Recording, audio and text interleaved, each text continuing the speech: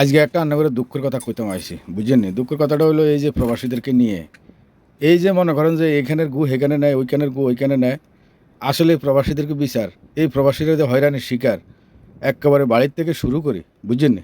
ট্রাভেলসে, মেডিকেলে, এয়ারপোর্টে আসা পর্যন্ত এই যে হয়রানির শিকার, এটা দেখার কেউ নাই। এই যে কত সরকার গেল, কত সরকার আইলো, এই যে মনে করেন যে 111-এর সরকার গেল, এখন আবার আইছে উপদেষ্টা, হ্যাঁ, কেয়ারটেকার সরকার। এই প্রবাসীকে পক্ষে কেউ কথা বলে না, শুধু খালি ইতাকে দোষ। এতারা কিনলে গেল বিদেশ, এতে করে যাইতো কে কইছে বিদেশ, ইয়াল্লা ইতাকে দোষ। আরে তোগো এই যে 14 গোষ্ঠী সব চালায় এই প্রবাসীরা, এই যে তারা দিন রাত, রাইতের রাত কয় না, দিনের দিন কয় না, বৃষ্টির বৃষ্টি কয় না, বালুরে বালু কয় না, এই যে মাথার গাম ফায়ে ফেলে এই যে টাকা উপার্জন করে, হ্যাঁ, এই উপার্জন করে তোরা তোদের বাল বাচ্চা চালাস। এটাকেও টাকা দিই তো চালাস, এটাকে যা টাকা দিয়ে তোরা দেশ চালাস, এটাকেও টাকা দিয়ে তোরা পরিবার চালাস। তোকে ফোলা ফাইন্ডে তোরা বিদেশে লিয়াড়া করাস, সাক্কা সাক্কা বেতন উড়াস দেরি করতে তোকে বার করতে না আসতে না, তোকে সরকারি কোষাগারে টাকা আছে। এই যে দুনিয়াটা আনাছে কোন আছে, এই যে প্রবাসীরা পড়ে রয়েছে বছরের পর বছর, দিনের পর দিন, হ্যাঁ, এই প্রবাসের মধ্যে মাটি মরে যায়। এই লাশটা নিয়েও তোরা দুর্নীতি করস। এই লাশটা যে সুসাইড মতন গড়ে হোঁসাই দিবি না, হিটাও তোরা হাইতি না। প্রবাসীরা চাঁদা করি এটা করে দেশ হাডা এই মরা মানুষের, তো তোরা প্রবাসীদের কিচ্ছত, প্রবাসীদের লাগে কিচ্ছত।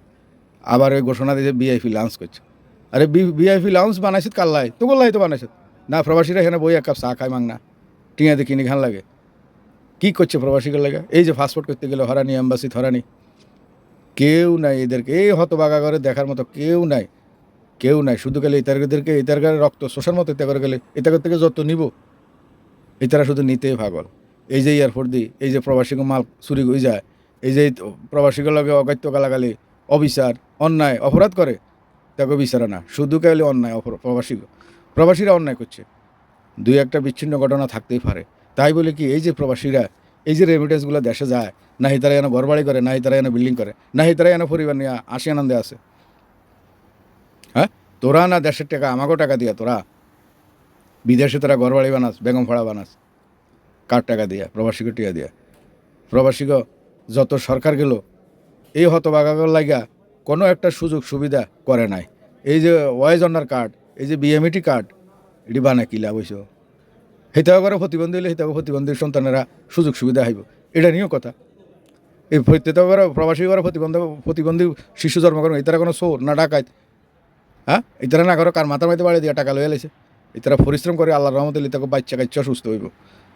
এটারা কোনো দুর্নীতি করে না, এটারা নিজের কঠোর পরিশ্রম দিয়ে এটারা পয়সা উপার্জন করে।